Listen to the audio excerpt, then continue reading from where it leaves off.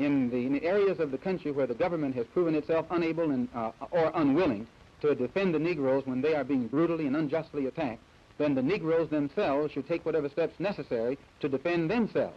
And one of the best methods by which this can be done is to establish rifle clubs. It's legal in this country to own a rifle. This doesn't mean that the Negro is going to initiate some kind of aggressive action against anybody, but it does mean that the Negro will be serving notice that no longer does he believe in turning the other cheek and being the constant victim of someone else's brutality. Is it your intention to have all Africans go back to Africa? The Honorable Elijah Muhammad says that the only solution for the problem is that our people, of which there are now 22 million, be involved in a mass exodus back to our own homeland. But this is a long-range program. And while we are orienting our mind toward going back in the direction of Africa, we have to live right here. So we have to... My personal political philosophy, black nationalism, which means that the black man should control the politics of his own community and control the politicians who are in his own community. My personal economic philosophy is also black nationalism, which means that the black man should have a hand in controlling the economy of the so-called Negro community. He should be developing the type of knowledge that will enable him to own and operate the businesses and thereby be able to create employment for his own people, for his own kind. And the social philosophy also is black nationalism, which means that instead of the black man trying to force himself into the society of the white man, we should be trying to eliminate from our own society the ills and the defects and make ourselves likable and sociable among our own kind. Well, you seem to be dissatisfied with everything. Just what do you want? I'm not dissatisfied with everything. What you are able to see with your analytical mind is that everything that is offered doesn't produce what it's supposed to produce. And I'm just telling you that it doesn't produce what it's supposed to produce. Well, what is your ultimate aim? The only way the problem can be solved, first, the white man and the black man have to be able to sit down at the same table. The white man has to feel free to speak his mind without hurting the feelings of that Negro. And the so-called Negro has to feel free to speak his mind without hurting the feelings of the white man. Then they can bring the issues that are under the rug out on top of the table and take an intelligent approach to get the problem solved. That's the only way that they'll ever do it. We need an action program while we are Muslims, or while we are Christians, or while we are whatever we are. We still need an action program that will eliminate these evils that are in our community. And this is what we're trying to do with the Muslim Mosque Incorporated. Do you consider yourself militant? I consider myself Malcolm. Let us look again at the nationalist who is true to his cause, and let us test our nationalists by some of these criteria. The true nationalist is not obsessed with the past to the exclusion of the present. We have some nationalists whose heads are on backwards and they cannot look in the distant past. They are so concerned with the past until they stumble over the present and cannot see what is coming in the future. They grovel and revel in the great glories of the past to the absence of the future. One of the things I think you will see in the Marcus Garvey's legacy is that while he raised the black man's past to great heights, projected the past and made it a part of the consciousness of black people, there was a thoroughgoing concern with the present and the future. There was a thoroughgoing concern with the constructing of the now and the future. There was not merely an ongoing, exclusive, and compulsive concern with things that were, but with things that are, with things that can and shall be. The true nationalist is forward-thinking and futuristic. I see too few conferences, too few people concerned with the future, even nationalists. What is going to occur in the year 2000? What will the condition of the people be in the year 2050 or 2100? What must we do today to secure the survival and the advancement of African people in the world over? What must we do to fight off the threat of the Asian takeover of the world? We're not thinking about that. We're not only confronted with the white man today, we're confronted with all other people in the world. We're confronted with the rise of the Asian civilization. Are we too thrown off to see the death of European civilization only to fall under the yoke of Asian civilization? We can look out in our streets today and see it coming. It is around us everywhere. The invasion of our communities by the Asian units is a sign of times to come. The African is at the crossroads today where African people must not only evoke their great past, but now they must evoke the future as well and create that future. The true nationalist does not escape and hide through the glorification of the past. What must be done in the present, excuse me, my bad. The true nationalist does not escape and hide through the glorification of the past. What must be done in the future and in the future is up to the nationalists right now. So welcome back. Happy Monday. Welcome to On the Shoulders of Giants. I am Joseph Ward, and we are continuing our reading of African-Centered Consciousness versus the New World Order, Garveyism in the Age of Globalism. And starting off where I'm reading what Dr. Amos Wilson is talking about, the true nationalist. And I am glad I came across this, the true nationalist, right? Let me read this. The bogus nationalist, however, rises up the people, builds up a false pride in the people in terms of past history, but he leaves them groping as to what must be done now. He leaves them feeling high and mighty, and they walk out of the lecture halls, auditorium, and churches with this oratory ringing in their ears, only to face the Korean stores once they get outside, only to face their communities taken over by the Arabs, by the Hispanics and other groups. And with that ringing oratory rhetoric, they must face the reality that while the knowledge of history is wonderful, great, and a necessary part of our resurrection as a people, it is not going to be our sole basis of salvation. Besides concerning ourselves with our past, we must concern ourselves with now and must use now to create the future.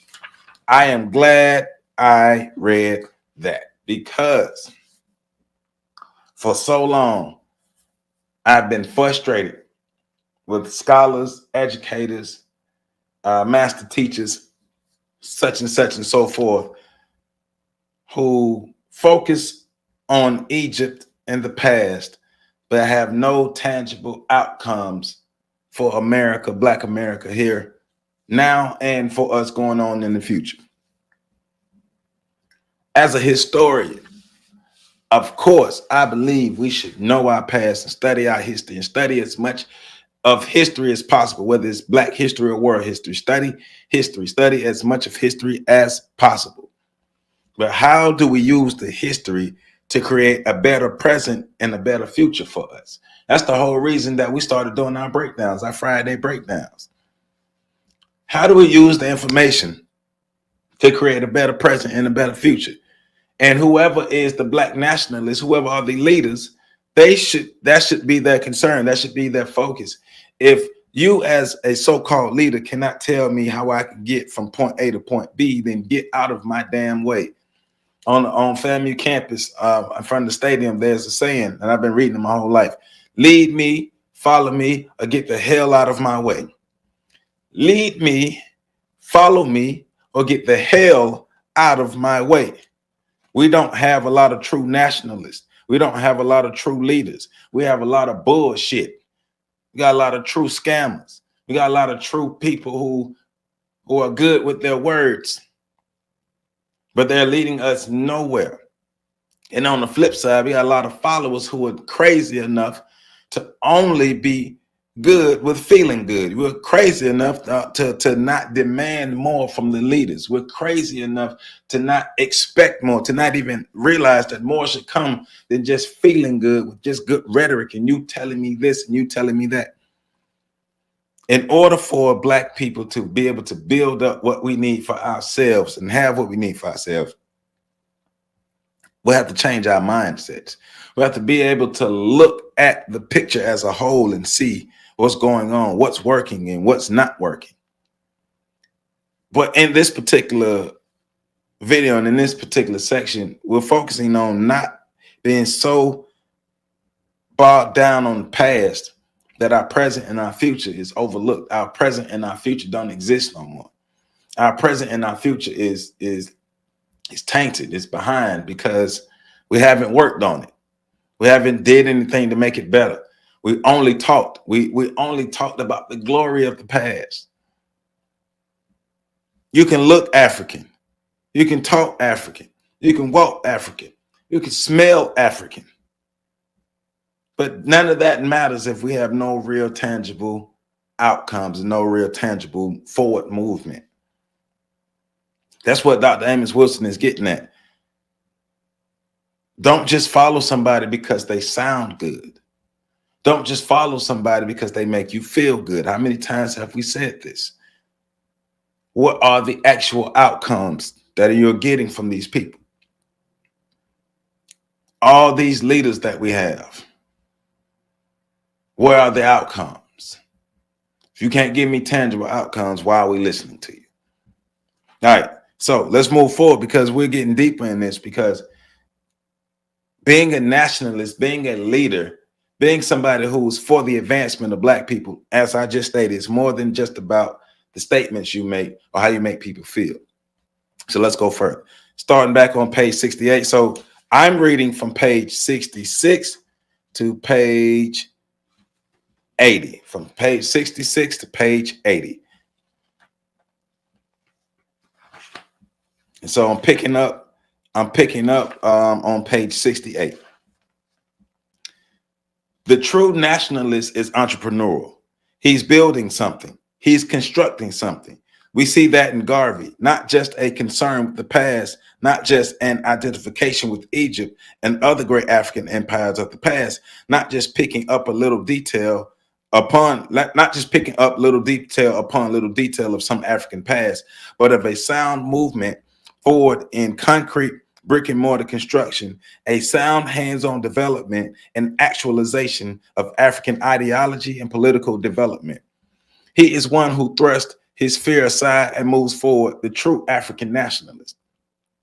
He not only respects the ethnic heritage of, and he not only respects his ethnic heritage and the glories of his ancestors, but he is equally, if not more, concerned with the inheritance he is going to pass on to his children, with the legacy he's going to leave his children. What are you doing for the future? One thing I love about Marcus Garvey is and we read the first video we made about this, we read everywhere he went, he built something. Everywhere he went, he organized something. He built something for the people, to benefit the people, to help the people. Everywhere he went. Same thing with Malcolm X. Everywhere Malcolm X went, a temple was built. Everywhere he went, a temple was built. We have too many speakers, leaders, people on the circuits, people out here who are going places, being invited to all these places, and nothing is coming out of it. It's just people on tour, concerts and stuff. That's not true Black nationalism. That's the feeling component of Black nationalism, but it's not actual nationalism because there are no tangibles. We need tangibles. What are we building? What are we constructing? What are we making? What forward movement? How can we measure? If we look back, if 5 years pass and we look back, how can we effectively measure our progress? What measurables have we put in place? So there are people who scrape their monies together, give it to the airlines, give it to the Arabs, jump out the plane, bow, scrape, and kiss the earth just to salve their own wounded egos. But when asked to forward that $1,500 toward the feeding of our children, forward toward the educating of our children, toward the creating of our jobs for our people, toward the gaining of control over retail, over real estate, and gaining control over our wealth, somehow they are not able to make those sacrifices. They're willing to worship the pyramids of 4,000 years ago, but will not build pyramids in the present so that children may see that they left behind as well. That's a great statement. We're willing to focus on the past, take the tours and do everything, but we're not building anything toward the future. The pyramids are very important. We should study them. We should honor them. We should respect them, but they should motivate us to be building our own future, to building our own forever. The builders of forever, the builders of tomorrow. That's what we are. We are the builders of tomorrow, the builders of forever. We can build our own forever if we actually take the proper steps to do it. If we get past the normal rigmarole, the normal that we do, get past that. It's about real building. Been saying it for the longest. I'm glad Dr. Wilson is saying. We see our true nationalists in the guise and person of Marcus Garvey, and the person of the Honorable Elijah Muhammad, who not only complains about the nature of education of all Black children, but who does something about it. He builds the schools and universities and constructs and instructs as a part of his national mission. So it's more that he's using Honorable Elijah Muhammad and Marcus Garvey as examples of people who saw a problem with things going on in the Black community within America, period, that affected Black people, spoke about the problem, and then took action to fix the problem.